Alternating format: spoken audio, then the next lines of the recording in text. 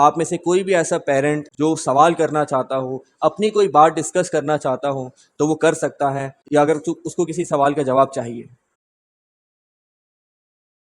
بالکل، میں اس کا جواب دیتا ہوں۔ ان کا سوال یہ ہے کہ بچے کی بات نہ سننا اور اپنی بات کہنا کہ میں بالکل ٹھیک ہوں۔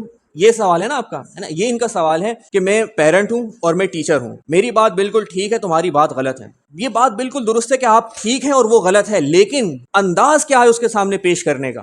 آپ کا جو انداز ہے نا، اگر تو آپ اس کو قائل کرنا، دیکھو بچہ ضدی ہوگا، آپ بچے کے ساتھ ضدی بنو گے نا تو اس میں نقصان بچے کا ہوگا۔ بچہ بہت سی جگہوں پہ غلط ہوتا ہے کیونکہ وہ بچہ ہے، آپ بہت سی جگہوں پہ صحیح ہوتے ہیں کیونکہ آپ بڑے ہیں، لیکن جب آپ اس بچے کے ساتھ ضد کرنا شروع کرتے ہیں نا کہ تم نے یہ کرنا ہی کرنا ہے، بچہ ضد میں آ جاتا ہے، آپ کی بات ٹھیک ہو کر بھی غلط بن جاتی ہے، اس کی بات غلط ہو کر بھی ٹھیک بن جاتی ہے۔ آپ نے کیا کرنا ہے؟ اس کو وہاں ڈیل کرنا ہے، اس کو وہاں پہ سمجھانا ہے، بیٹا نہیں دیکھو میں تم سے بڑا ہوں نا، میں تمہیں سمجھا رہا ہوں، تو میری بات نہیں مانو گے، تو میری بات کو نہیں سمجھو گے، اس کو ڈیل کرو، اسی کے حساب سے اس کو قائل کرنے کی کوشش کرو۔ میں نے بھی تھوڑی دیر پہلے یہ بتایا کہ ہر بچے کا انداز بالکل مختلف ہوتا ہے سوچنے کا۔ آپ دیکھو یہ جو بچہ میرے ساتھ ضد کر رہا ہے، اس کا سوچنے کا انداز کیسا ہے، مجھے اس کو اس کے حساب سے ڈیل کرنا ہے۔ اور کبھی انسان کی زندگی میں ایسا وقت آتا ہے وہ اس بچے کو اتنی محبت دے چکا ہوتا ہے کہ اس کو قائل کرنے کی ضرورت نہیں پڑتی، وہ صرف ایک جملہ کہتے ہیں، بیٹا یہ کام مت کرنا، اور وہ اتنی محبت سے کہا ہوتا ہے وہ جملہ، وہ بچہ کہتا ہے ٹھیک ہے آپ نے کہہ دیا میں یہ کام نہیں کروں گا، آپ کو قائل کرنے کی بھی ضرورت نہیں پڑتی۔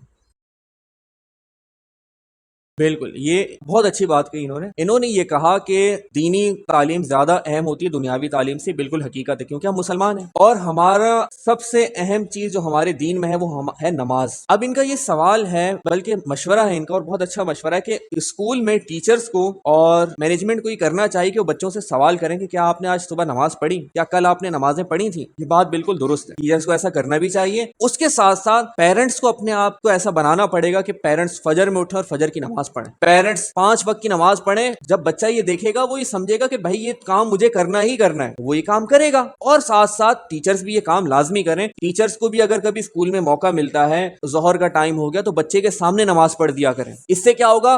بچے کو لگے گا کہ بھائی جگہ کوئی بھی ہو، نماز کا ٹائم ہو گیا ہے تو نماز مجھے پڑھنی ہے۔ میں نے کیا کہا؟ کچھ باتیں بتانے سے نہیں وہ سمجھے گا، کچھ باتیں کر کے دکھانے سے سمجھے گا۔ آپ اسکول میں اگر ظہر کا ٹائم ہو گیا ہے، ٹیچرز نماز پڑھ دیں، عصر کا ٹائم ہو گیا ہے، آپ نماز بچے کے سامنے پڑھ دیں، کوئی مسئلہ نہیں ہے۔ اس سے فائدہ کیا ہوگا؟ بچہ دیکھے گا، کچھ دن بعد بچہ بھی آ کے نماز پڑھنے لگ جائے گا، کیونکہ بچہ فالو کرنا چاہتا ہے کسی کو، یا تو اپنے ٹیچر کو فالو کرے گا یا اپنے پیرنٹ کو فالو کرے گا۔ اور میں نے ابھی سر اثر کی بات آپ کو بتائی تھی، اگر ہم ہٹ گئے تو پھر وہ برے لوگوں کو فالو کرے گا۔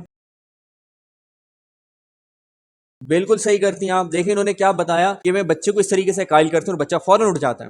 اور آپ سوچیں 7 سال کا بچہ ہے، 7 سال کے بچے کو اگر آپ 3 سال تک یہی عمل دہراتے رہیں گے، 3 سال میں اس کا عمل اتنا پختہ ہو جائے گا، پھر آپ کو وہ ہاتھ پکڑ کے اٹھائے گا، امی اٹھے نماز پڑھنی ہے، ابو اٹھے نماز پڑھنی ہے، یہ لازمی ہوگا۔ یہ وہی سب باتیں جو میں نے آپ کے سامنے رکھی کہ بچہ دیکھے گا، وہ آپ کو دیکھ کے سمجھ جائے گا کہ یہ کام بہت ضروری ہے، وہ دیکھ کے سیکھے گا۔ یہ آپ اگر سمجھ گئے نا اپنی زندگی کے اندر کہ مجھے ایگزامپل سیٹ کرنی ہے اپنے بچے کے سامنے، اس کو کر کے دکھانا ہے۔ ہم کیا کرتے ہیں؟ ہم بچے کو بٹھا کے سمجھا رہے ہوتے ہیں، ہم بچے کو ڈانٹ رہے ہوتے ہیں، ہم بچے کو مار رہے ہوتے ہیں، بچہ کہتا ہے ہم خود تو کرتے نہیں ہیں۔ نماز کا ٹائم ہوتا ہے، امی خالہ کے ساتھ باتیں کر رہی ہیں فون پہ اور مجھے کہنی بیٹا مسجد جاؤ نماز پڑھنے، تو بچہ کیسے جائے گا؟ امی خود نماز پڑھیں، بیٹی بھی ساتھ میں کھڑی ہو جائے گی نماز پڑھنے، ابو خود مسجد جائے نماز پڑھنے، بیٹا بھی ساتھ میں چلا جائے گا۔ آپ نے دیکھا ہے نا بچے کو کتنا شوق ہوتا ہے، ابو مجھے آپ کے ساتھ باہر جانا ہے، مجھے آپ کے ساتھ باہر جانا ہے، کتنا شوق ہوتا ہے، رونے لگ جاتا ہے، امی مجھے آپ کے ساتھ باہر جانا ہے۔ وہ تو بچپن میں وہ چاہتا ہے کہ میں اپنے ماں باپ کے ساتھ جڑ کر رہوں، لیکن ماں باپ اس کو اتنا گیپ دیتے ہیں کہ وہ آہستہ آہستہ دور ہونا شروع ہو جاتا ہے۔ پھر ماں باپ چاہ رہے ہوتے ہیں کہ واپس ہمارے قریب آئے، لیکن وہ اتنا وقت گزر چکا ہوتا ہے کہ پھر واپسی کے راستے ممکن نہیں ہوتے۔